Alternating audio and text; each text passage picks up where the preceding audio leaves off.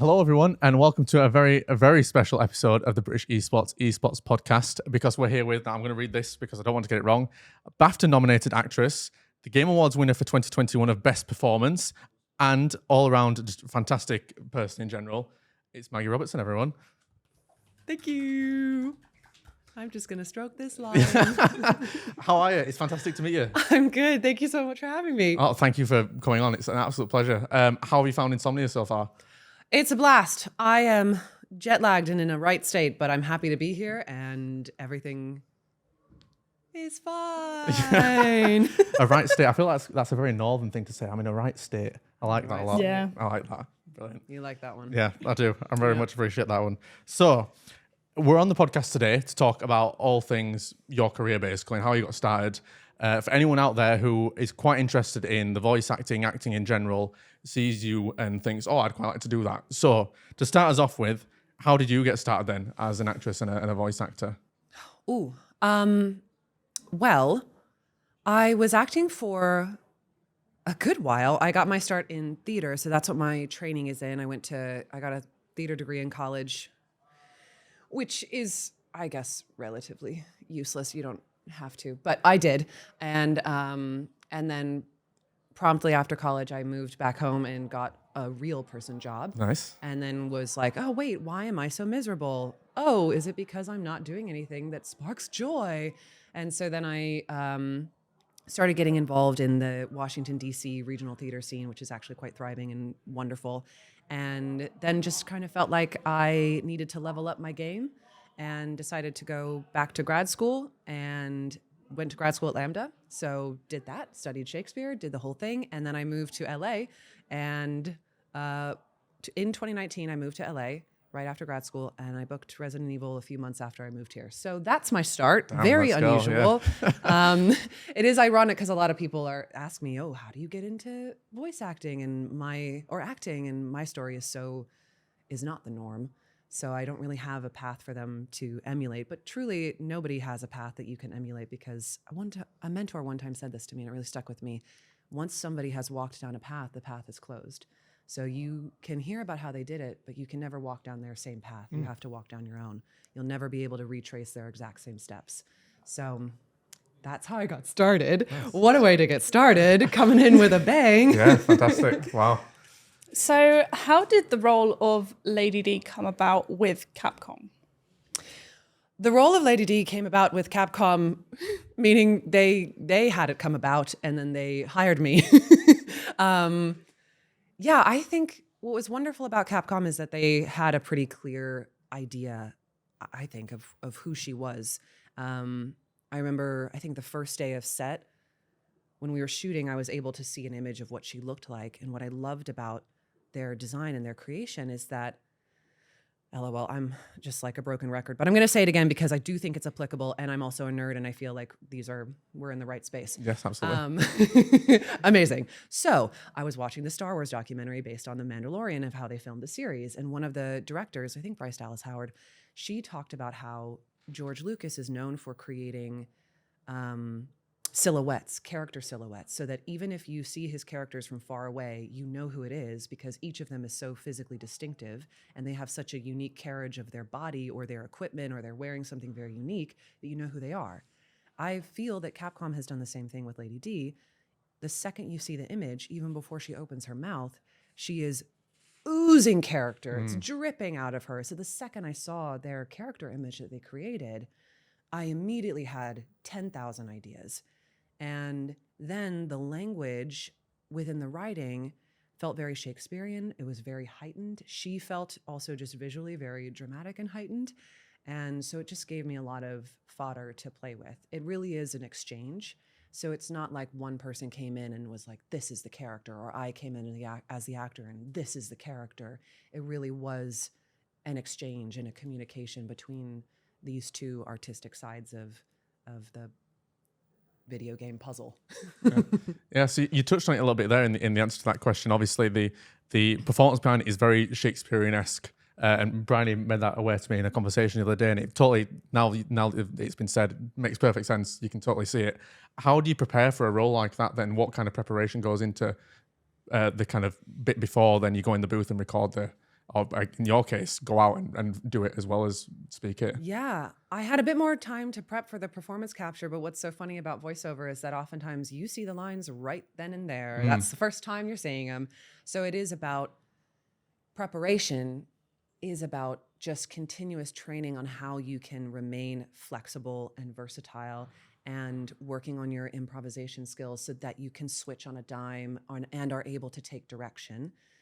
So then the booth, that's really the preparation that you're doing. And that's not immediate prep. That's like a long-term prep that you're just doing throughout your career to remain a really flexible and directable actor. In the volume for the cinematic scenes, I did have time to prep. I had the lines. I was able to look at the script and think about the character. And what was Shakespearean about her is I really felt like she used language as a weapon. Just another tool in her toolbox of how she can inflict damage and pain onto the people around her. And so really investigating how I can use that language and really play and extend it to the furthest realms of possibility to maximize the effect that my words have. And that's very Shakespearean. And very connected to sound as well, because even with Shakespeare, you know, we today don't speak in the same way. So we might not intellectually understand every word that's being said to us, but the way he plays with sound and manipulates sound and rhythm and uses consonants and vowels, heart happens on the vowel, emotions happen on the vowel. So the way he utilizes that in his language can convey a sense of meaning that we are physically understanding and relating to and intuiting things about, even if we're not intellectually understanding every single word. So it was a lot of that play with Lady D as well. Her consonants are weapons. So I really tried to, you know, hit people with them. When she really lays in and she's furious, it becomes, and this is, I also played with, it's a technique called Laban technique. But anyway, principles of motion and how that can play in. So when she's furious and she needs to be angry, she is slashing, she is punching, she is doing a lot of really quick, direct, strong things, or indirect, strong, whatever. But she can also be dangerous and seductive. And that's when things get drawn out and become a little bit more legato, and she can lure you into a false sense of security before she comes in, attacks you. So it was really fun for me. It really tied into a lot of the training and a lot of how you can manipulate language and have a physical effect with language that tied into my Shakespeare training. So that was really fun and part of what initially drew me to the character.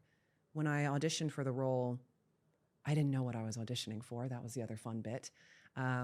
This is very typical with video games. They're under NDA. They don't want anything leaked out. So everything that I had, none of it said Resident Evil. So I had no clue. But what attracted me to the sides, even though they were not at all in the game, was that even in the sides, this character felt very Shakespearean. She felt very larger than life and very dramatic. So there was a sense of play that I could have with her that felt very familiar. It was just a nice little sidestep from what I had been doing.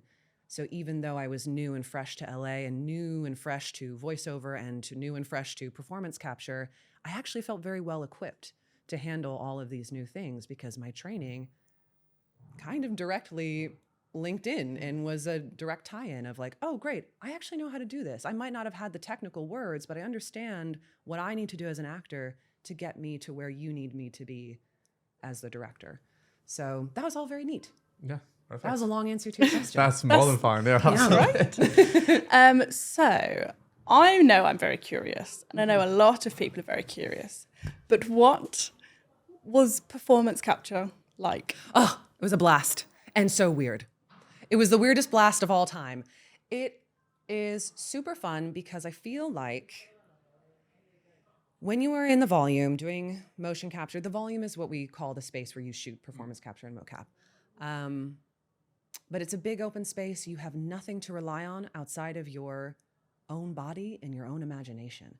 So it really ties into the root of why I think every actor became an actor, which is this sense of play. It goes right back to childhood when you're just a kid in a forest and you're going on pirate adventures and doing your own thing. I was an only child, so I was very much living in my imagination throughout my entire childhood.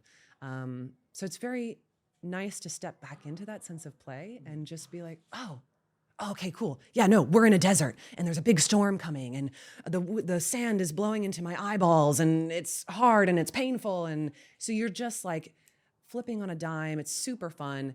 The weirdness comes where you are dressed in a funny suit and it is skin tight. And there is no holding back. There's no sense of, privacy there. Everything's just out there for everyone to see. But what's lovely about that is I feel like it cultivates a culture of everyone just has to like check their egos at the door because we all look like fools. Yeah. And the stuff we do in there, in order to make it look, I guess sometimes real for the game or the animators, we look strange and we're just doing weird stuff. So it really is nice to just kind of check all insecurities. You can't think about that because if you think about that, then you're not fully immersed in the reality of the world that you're building in your head. And it shows, it will read. So you have to really fully commit, which is a nice experience and a challenge. So Resident Evil 8, not even really that old a game, only came out like a couple of years ago. But I'd say Lady D, very easily one of the most recognizable and prominent female figures now in gaming, which must be fantastic. How does that feel for you to be attached to that? Amazing, wonderful, a surprise every day still. I'm like, I cannot believe that happened, especially because I was fresh off the boat, so to speak, and new to LA, new to all of this. I knew when I booked the game, well, I didn't know when I booked the game because I didn't know what game I had booked, but I knew once I figured out what game I had booked that the game itself would be a big deal. But I didn't think that I would be a big deal. I was happy to be involved in a project and in a franchise with a company that was operating at such a high caliber of creative work and professionalism, that's the word. But I never expected anything directly to happen to me, I guess. And maybe that's part of why it was successful, is that I couldn't go into it with any expectations on the outcome. I could only go into it focusing, my only thought day to day was, can I curse?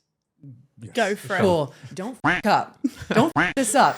So it was only just about me thinking about how can I do my best work? How can I really invest in this character and make her multidimensional and fully fleshed out and just doing the best work that I can possibly do as an actor. And I think because everything was so brand new, I could not take my eye off the ball. I was so focused in the room and in the sessions, just focusing on what was directly in front of me, that I wasn't even thinking about how any of this would turn out. So it was a big shock. And also, when she started to go viral in, I guess, January of 2021, I was still under NDA. So I couldn't tell anyone. So she was blowing up. Ridiculously hard, yeah. I can imagine. So it was nice to fall back on my Resident Evil community and like freak out with them. But I was literally just like freaking out. And all of my friends, I have a lot of friends that are gamers. And so they would be in our text threads like, oh my God, Lady Dimitrescu, yeah, she's so hot. And then one of them literally texted me afterwards. He was like, I have been simping over Lady D for months, and now I found out it's you, and it's so awkward. Honestly, so, yeah. She's iconic. And that sort of leads very nicely into my next question. So why are sort of strong, powerful female characters like Lady D really important for empowering women in video games? Well, it's all representation. It's really powerful to see someone that you can directly relate to on your screen and who shows you a new path forward, who shows you that it's okay to be exactly who you are. That's a lot of the feedback that I've gotten about Lady D and what is so meaningful about the success that this character has had. And also, I think when you're an actor, or at least I, as an actor, I always thought a lot about how the roles that I played could potentially impact people and have an effect on people, or the projects that I was in could have that effect. But I never thought about how I, the person, as a part of this character, could have an effect. And that's been an interesting new phenomenon for me, is as Lady D has risen into success, as she's become more notorious, that's brains, then as a result, I personally am able to have an impact on people and have an impact on communities that I care about. And representation matters. And what I think is so cool about Lady D is that the huge wave of success that she has had, the huge volume of interest that people across the board have had in her, shows that we as audiences are hungry for new narratives and new stories and new characters. We want to see different things on our screens. And she is not the end all be all of what representation and diversity needs to look like in media, but she's an exciting first step and showcases just how hungry we are and just how big of a market there is for these things. So for producers and companies who are thinking about, I think a lot of the times the excuse that has been used has been about money. Clearly not. She's a success. The game sold, I think, over 6 million copies now. That's not an excuse anymore. And it's really powerful to see how much she can affect people. I hear stories all the time about how she's changed people's lives, and that's something I never, ever expected and is really wonderful, and I don't ever want to take it for granted. It doesn't come around every so often. What? Here we are. So, to bring it back to the very beginning then, and we spoke about how you got started in voice acting and things. Obviously, not a very, like you say, it's not really a path that anyone else could follow, not really something anyone else could emulate. But if you were to give advice to someone getting started, what would be like your first, like, number one bit of advice for people? I get asked this a lot. I feel like my question changes all the time depending on what state I'm in my career. But I think for me, training has always been my foundation. And specifically with voice acting, a lot of times I think people will come up to me and say, oh, you're a voice actor, not an actor. And I'm like, no, bruh. It's one and the same. You cannot separate them. If I'm not fully invested in believing in what I'm doing in front of the microphone or in the volume, then nobody will believe it. And so I think it always is going to come back to acting. Acting is acting is acting. Invest in your training, invest in making yourself the best actor that you can be. And then also, I think what happened in my case is also embrace your uniqueness and don't try to be anyone other than you. Because in fact, what was cool about Lady D for me is that my height, I'm 6 feet tall, which often in the past has been the thing that has excluded me from roles. It has been the thing that has not gotten me cast in something. Now, all of a sudden, has become the thing that opened this incredible door for me. It opened this opportunity. They were looking for someone tall. Yes, that was me. But also, I was so incredibly prepared that I was able to take advantage of this stroke of luck that fell into my lap and make it into this massive opportunity of success and build a career out of it. So you have to have all of those pieces. What is it? Luck happens when success meets opportunity. Wait, preparation meets opportunity. That's what it is. Here we go. We've got there. That's what happened. So invest in your uniqueness, figure out what makes you you, what you do best, and become the master of it. And then also recognize that it is really hard. And I don't have to tell people that because everyone tells you that when you say you want to be an actor, when you say you want to pursue any career in the arts. Is the first thing is they tell you it's impossible. And it is really hard. There's no denying that. So you are going to have to slog and you are going to have to make sacrifices, and it is a marathon, not a sprint. And even when, I think the biggest myth is that even when you have reached a pinnacle of success, I think all of us look at it and be like, oh, if I just book this one thing, then I'll be set. That's a myth because the goalpost is always shifting. And every time you level up, then guess what? Now you have to master a new set of leveled up challenges in order to get to level 2. It's just like video games. Life is a video game. So that's a myth. So you have to learn how to devise ways of finding satisfaction internally instead of externally, because you're never going to reach it. It's always shifting. It's always just out of reach. So doing that internal work and finding value for yourself and ways of defining yourself that are outside of just what you do, that was a trap that I fell in that I feel like right now my self-work is about correcting that. Where I sacrificed so much. You know, I never hung out with friends. I never went out. I was just like a hermit focused on this one thing. And now that I've reached a level of success, I got there and I was like, holy shit. But what else am I? Now the rest of my life feels empty because I've gotten the thing I wanted, but what else is there? Life is about more than just what you do. And now I'm working on developing myself outside of just this one thing and finding hobbies. When you have a thing that you love that you turn into your career, it still is a thing that you love, but you have a different relationship to it, just on the fact that you rely on it to make money and to pay your bills and put a roof over your head. So now I'm like, okay, well, I can't do that for fun anymore. It's just different. So now I'm like, I got to find hobbies for me that are creative and spark joy. Why am I Marie Kondoing everything?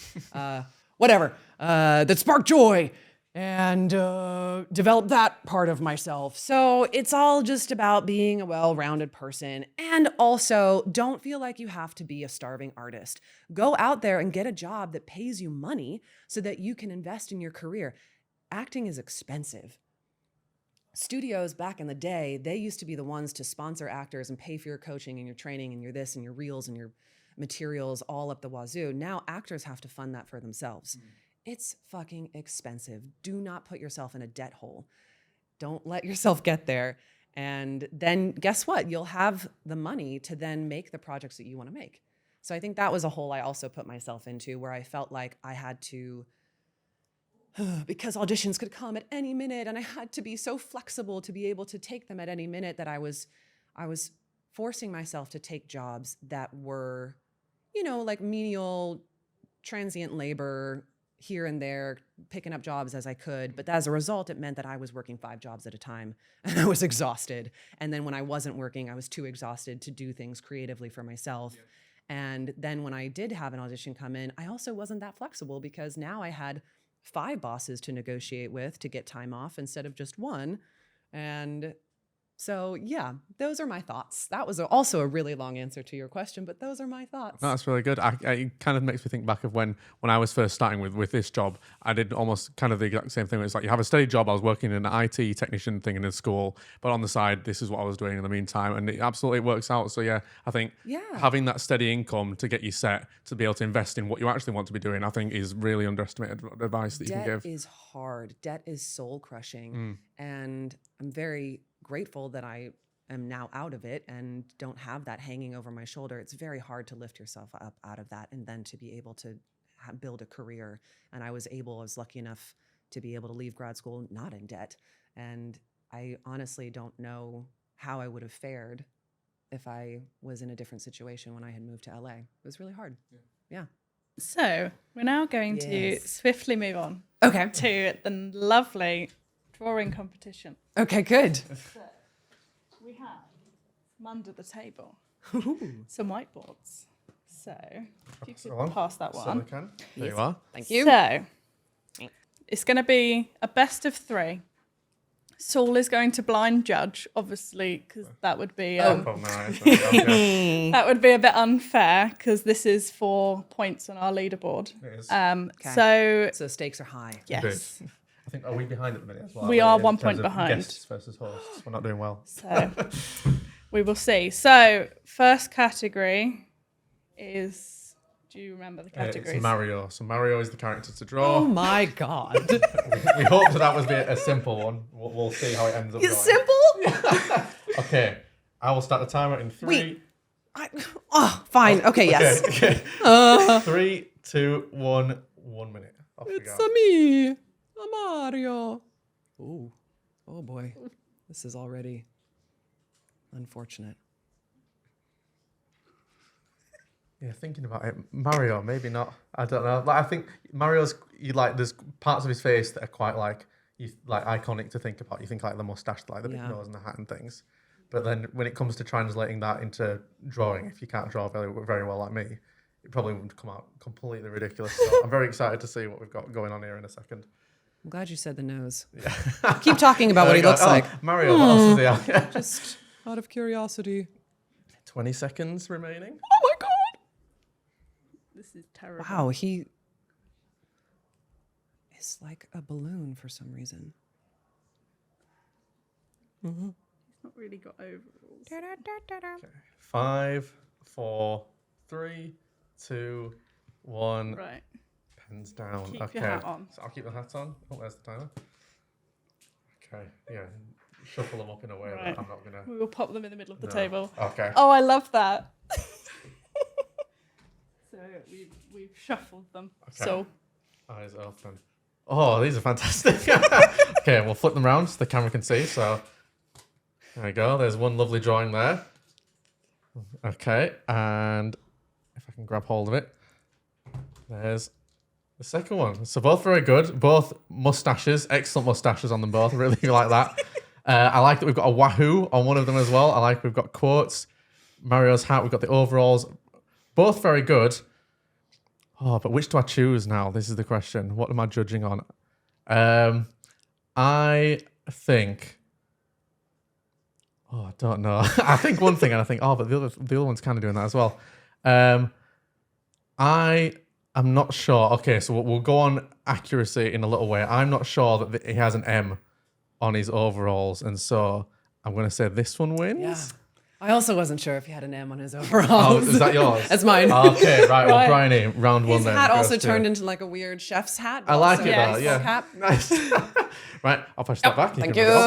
So there's the rubber on the end of that. I was so extra. I used up the entire board, I and like you it very though, yeah. nicely were Make just most like of in a his nice space. corner. Yeah. Okay, round two then. It's Lady D. It is We Lady had D. to- Okay, I thought so. I thought so. Okay. Okay, so I'll give you both a minute again. Okay. In 3, 2, 1, begin. So again, this should be interesting because I'm thinking like outside of like the hat and like the clothes, how like what else would I? Because it'd literally just be a stick person if it was me. So that'd be all there is to it. So I'm interested to see which way we both go then in this direction. Oh dear.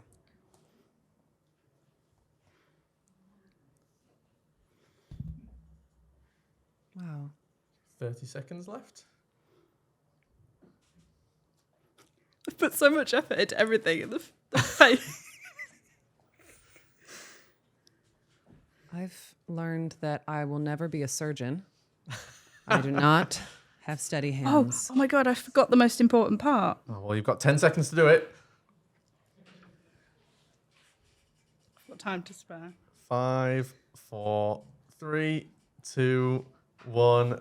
Pens down. Right, I'll keep it covered. There goes the timer noise. Oh, that's beautiful. Oh,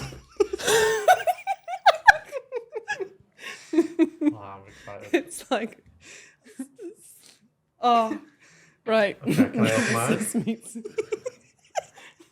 Okay. Oh, okay. Right. This is interesting. So we've got a full body version.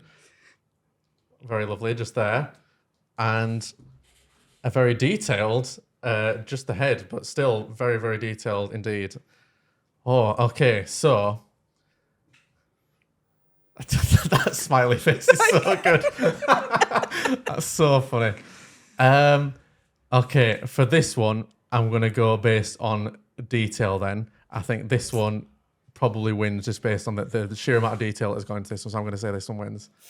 Okay, well we're one. I had to win that one. Yes, Come on. That makes perfect I sense. love then. her though. I put so much effort into She's the amazing. dress, and I was like, I forgot how to draw a face. And she's bald, which I love.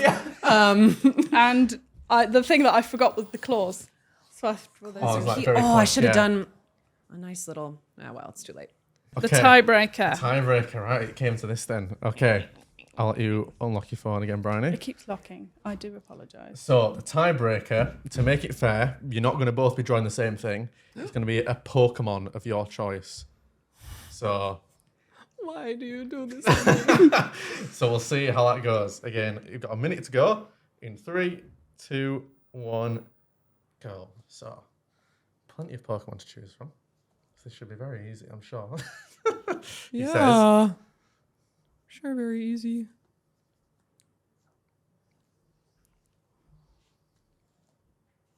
Did we, was a bit last shit. year, we did Pokemon last year, didn't we, Brian? Did we get people to draw a particular Pokemon, or was it just? Oh no, it was just a video game character of your choice, wasn't it? I think Yeah. last year when we did it, when we asked Oh people, boy. a lot of Pokemon did Oh come through. boy.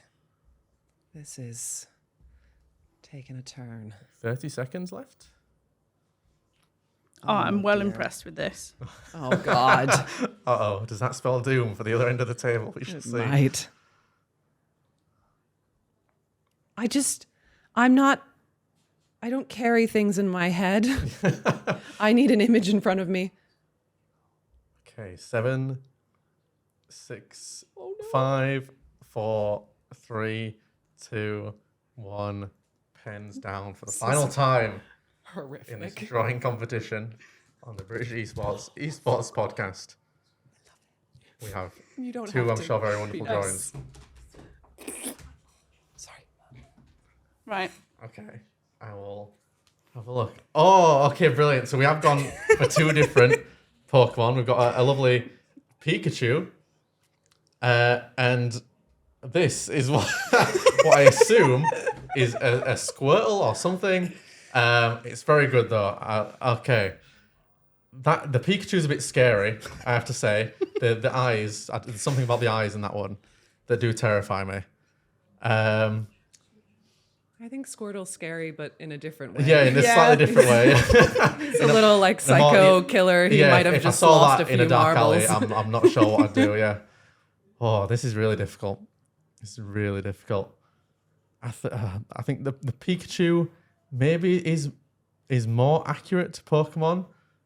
The Squirtle's really good though. Oh.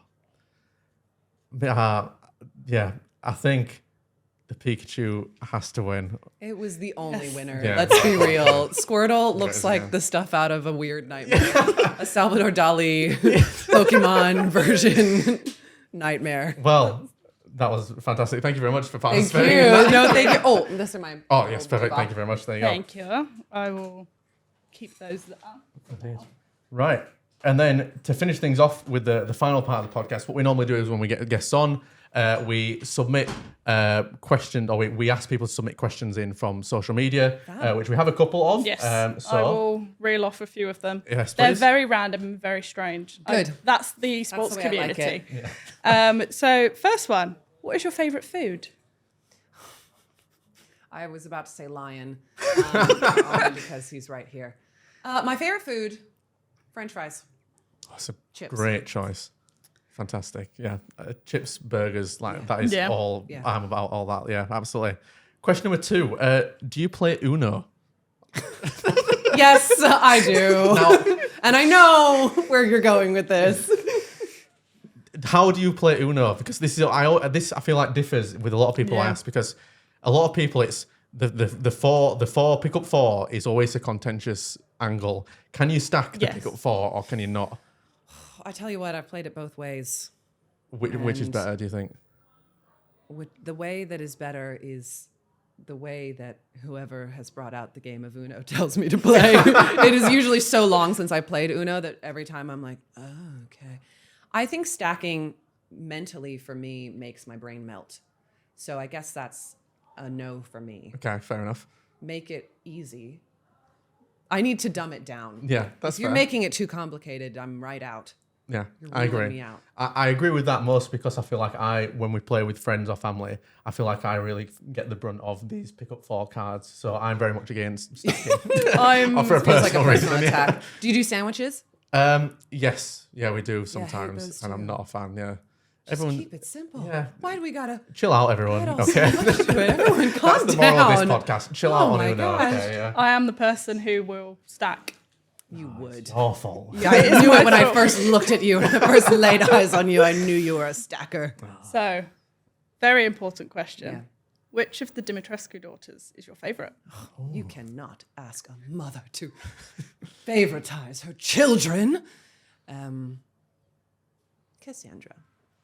Obviously. But if I had to choose, Cassandra. If you could choose any character to do voice acting for, either existing or something not yet released, do you have a choice? Galadriel. Oh, why? It's quick. Because I'm an elf.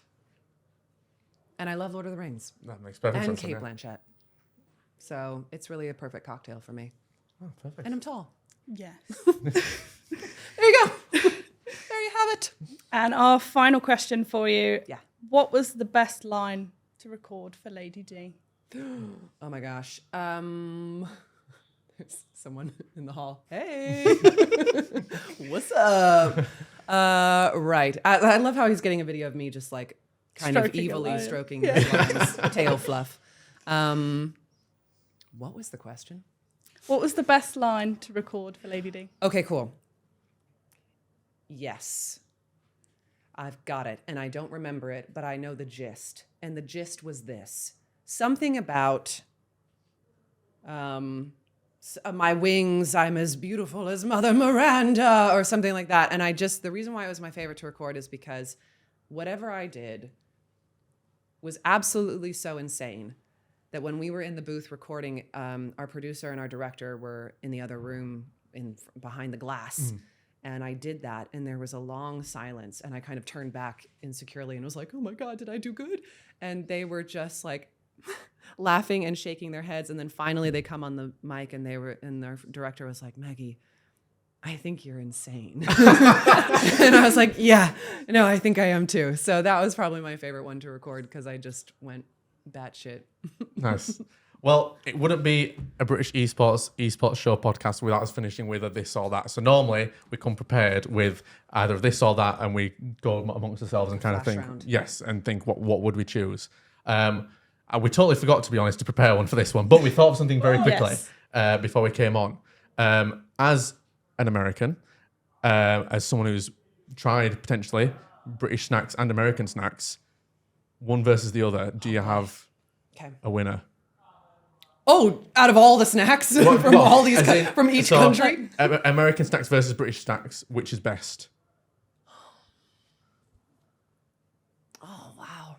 This is tough. Because the dark chocolate digestive is just, But at the same time, Cheetos, Doritos, potato chips, Goldfish, Cheez-Its. Come on, the catalog is just so vast in America. We are the kings of junk food, so I'm gonna have to go America. Okay. Now, this I can't say I've tried many American snacks, but I'm obviously going to say British snacks because I've had them mostly, of course, out of them all. But we do have some good stuff. I mean, like, digestives like Jaffa cakes as well. Yeah. Jaffa cakes. So I could eat literally like piles of Jaffa cakes like all day. It's really bad that I can do that, but. Yeah, I think British snacks is where I'm leaning. Yeah, me too. I think I've had a handful of more like American candy sort of things, like Jolly Ranchers, that sort of stuff. But for me, I absolutely adore crisps. So like, you'll know them, Crinklies. Cheese and onion Crinklies. Like, I don't think any from anywhere would ever beat those. I don't know if I've had those, so maybe I'll have to try. Like, have you had Cheddars, the little cheesy biscuits? No. Oh, It's basically them. I haven't lived. No, you haven't lived. But yeah. I think next time I'm going to submit my suggestion to the suggestion box. Perfect. Next time, if you're going to have me play this and that between snacks, you have to have me Yeah. try I the brought snacks. snacks. We should have bought snacks. This That's is a not an perfect point. accurate data pool. It's true. Okay, Because I next haven't time. tried Next cheesy time. bits. Next time No. we have to bring snacks. But I have tried cheese curds. Cheese curds. I don't think I've ever tried cheese curds. What are they like? They're an experience. You either love them or you hate them. Yeah. Yeah. And I like all things cheese, so I like them. But See, I don't mind cheese stuff, but like I can't eat quavers. Have you ever Oh, I tried love quavers quavers. before? No. I literally can't had do a bag quavers. earlier. Like for some reason, like quavers like is too. I don't know if it's like too cheesy for me. I don't know, but generally cheese. Perfection Yeah, is what they are. fair enough. Well, that brings us to the end of the British Esports podcast. Maggie, thank you so much for appearing on the podcast today. It's been an absolute pleasure to speak to you, and a really insightful, I think, conversation about all things voice acting and acting in general that I hope everyone at home really can appreciate and take home. It's been really, really nice to have you here in person and speak to you. So thank you so much. thank you for having me. I'm always pleasantly surprised when the words that come out of my mouth are coherent. So Yes. it's good to hear. Yeah. Hopefully there's something of value. Is there anything you'd like to shout out? Anything you're doing currently that you'd like people to know about at home? And then Barack these people also Obama. behind Yeah. These guys are great.